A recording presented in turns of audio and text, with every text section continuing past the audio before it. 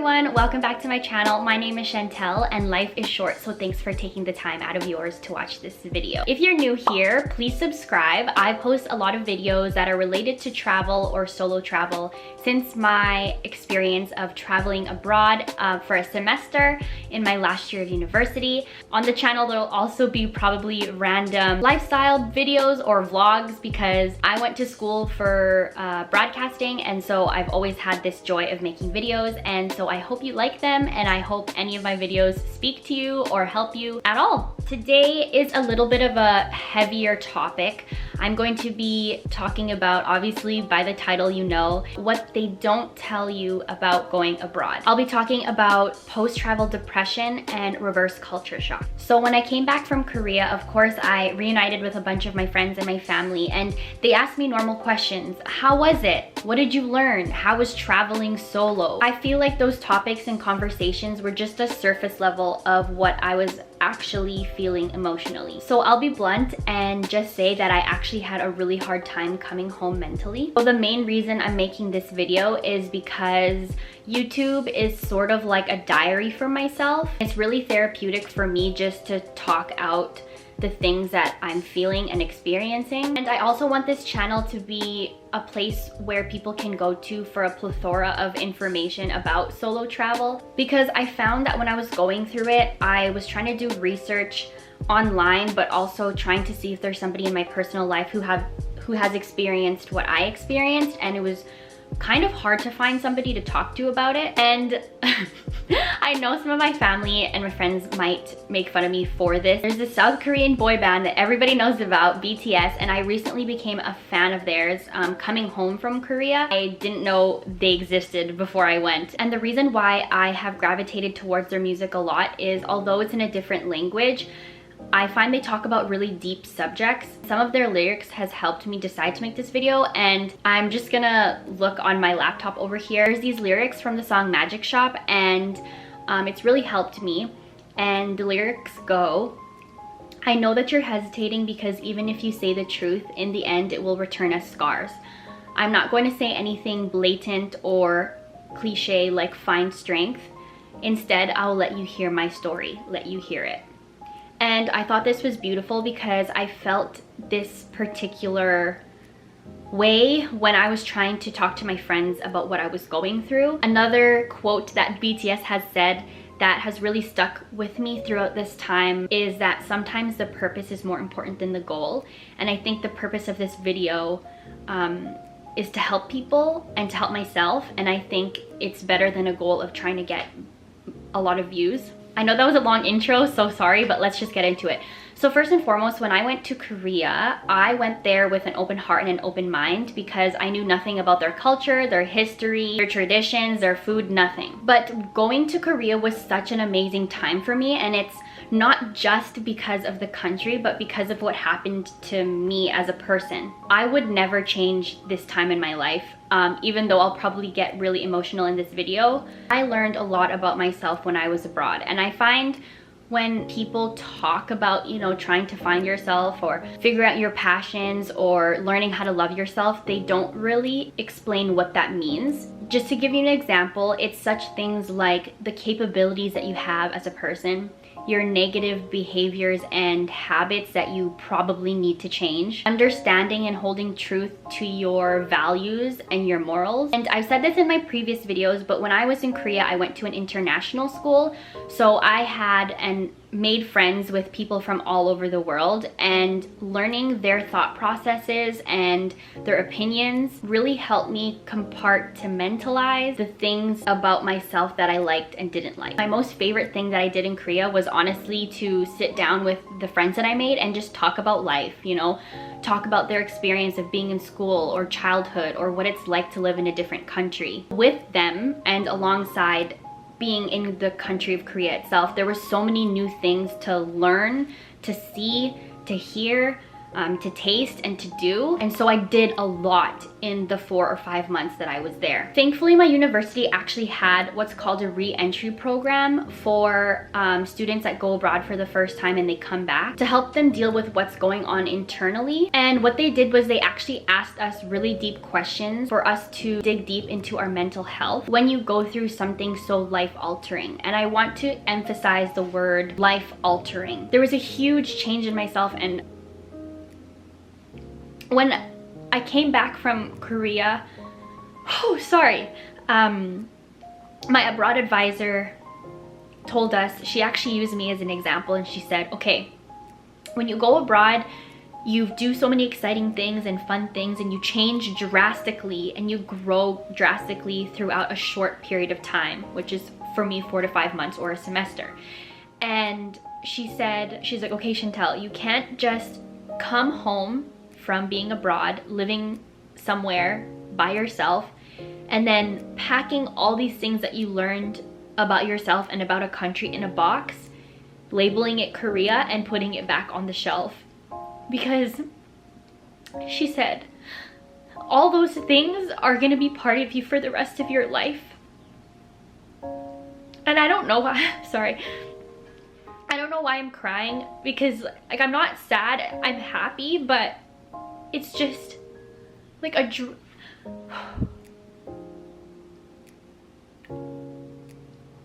it's definitely the post-travel depression and reverse culture shock. It's shock what I went through. And that's why I wanted to emphasize the word life-altering, because truly my life has changed, and I think it's going to be different from now on. And it's really hard because it was the first time that I had ever experienced this, and I felt like I was actually kind of in denial because I didn't know I was going through it. So one thing I'll remember the most, sorry, I might cry again. Wow, I am sweating. One thing I'll remember the most is we actually had the program before and after we came back. And before, our abroad advisor asked us to make a list of 10 words to describe yourself.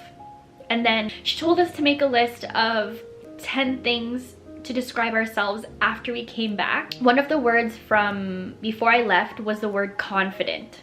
And then the direct opposite word of it when I came back was the word adventurer. And I didn't realize that before I went, I thought I knew like who I was, and I was very confident in who I was and what I stood for and what I wanted in life. But then when I went to Korea, all those things changed because I learned so many new things that I never knew existed. And then all of a sudden I wanted to change the way I was living my life. And it wasn't, the way I was living my life wasn't bad, but it's just like I saw the activity made me see physically like how much I changed.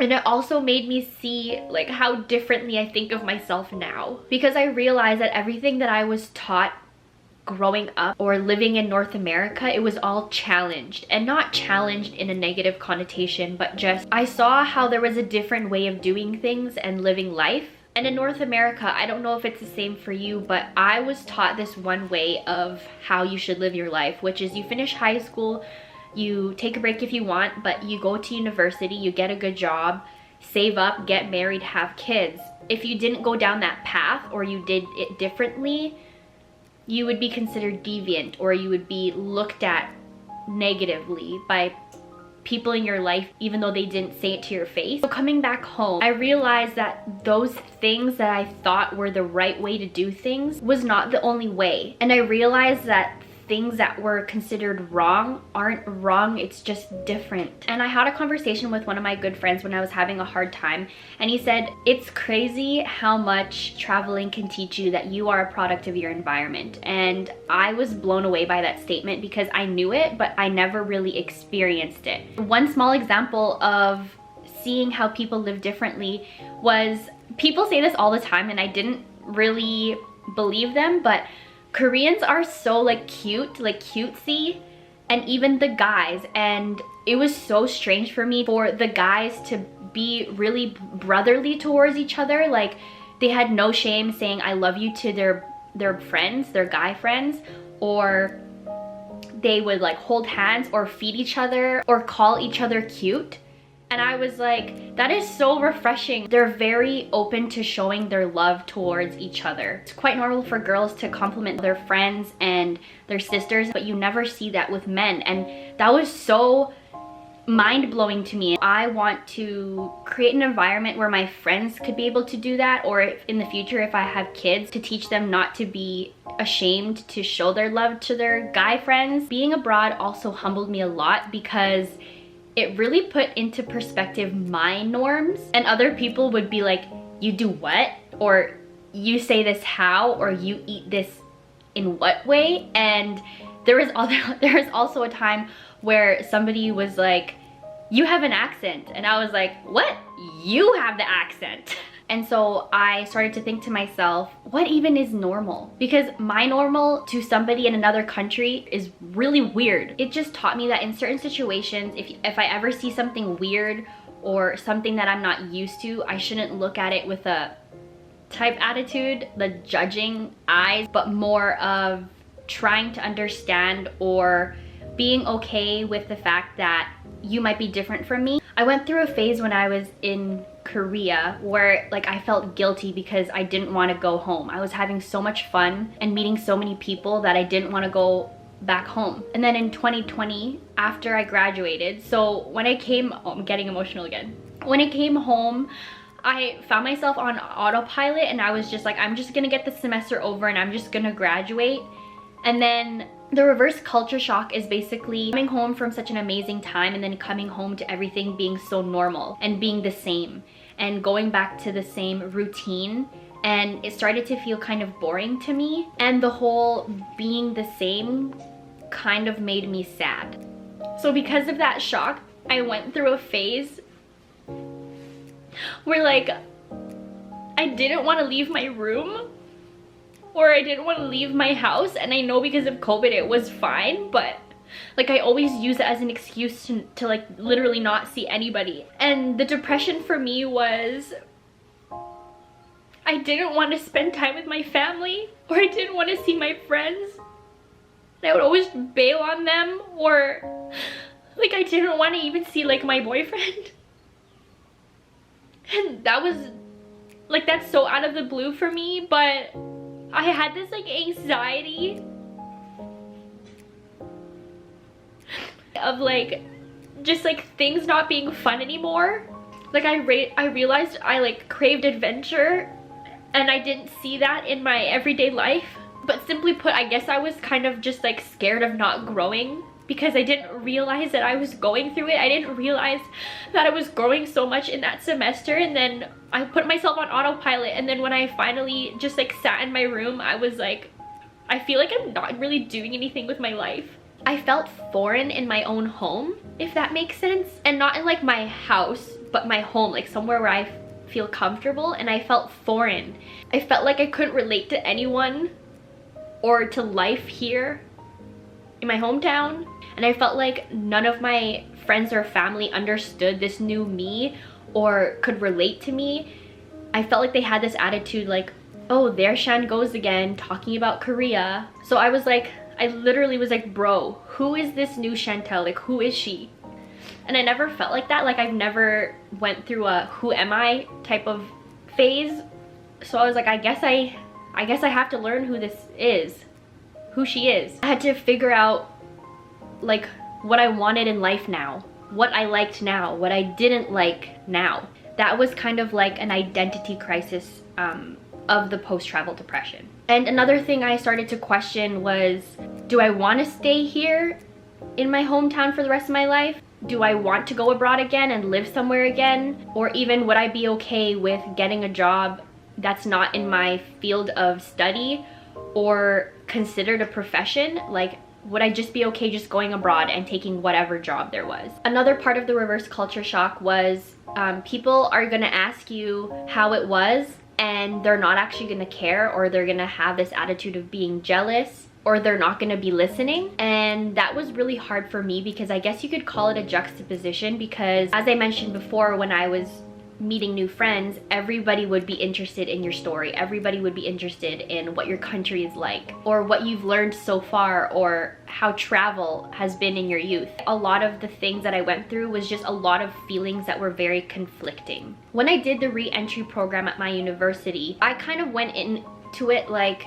oh, I just have to do it because it's part of the process of they helped you get there, you go, and then you come back and you kind of regroup. All the things that we talked about in that meeting, I didn't think that I would go through it, because I told myself, I've been traveling before, I know what it's like, but this was completely different. But the huge stunt in this growth was COVID, obviously. COVID stopped me from going out into the world, into my own city, or even out to speak with other humans and trying to figure out or test out this new person. So the new mindset I had, I couldn't physically put myself in situations where I can challenge myself and continuously try to be a better person. And there were things personally, like being slower to anger. And I think I learned that because of the language barrier and being more patient.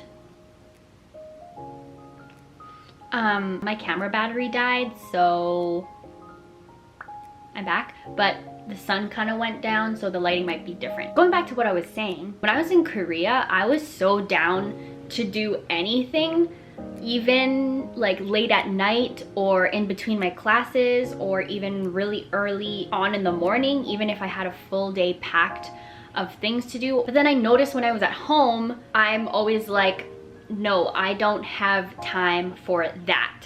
And then I suddenly started not liking that about myself. I found that I had a habit of just doing what I know, or staying comfortable in these boundaries that I didn't even know I had. I felt like, and I'm sure majority of you guys are feeling like this right now, but you feel like you can't really move forward with your life. Being stuck at home has been like really weird for me, because I've never had a problem being alone. I've never had a problem loving myself or being alone with my thoughts, finding things to be grateful for, or finding new hobbies to do and small things that like I can learn on an everyday basis, or finding ways to improve myself. But I truly found that the best way for me to grow is to challenge myself and put myself in uncomfortable situations. At the same time, daily routines is just like not how I want to live. And so coming from growing so much and then finishing school and then being so excited to get my life started and to start saving and like getting a job, it's like I can't even do that. So the real question is, what am I doing? How am I dealing with this?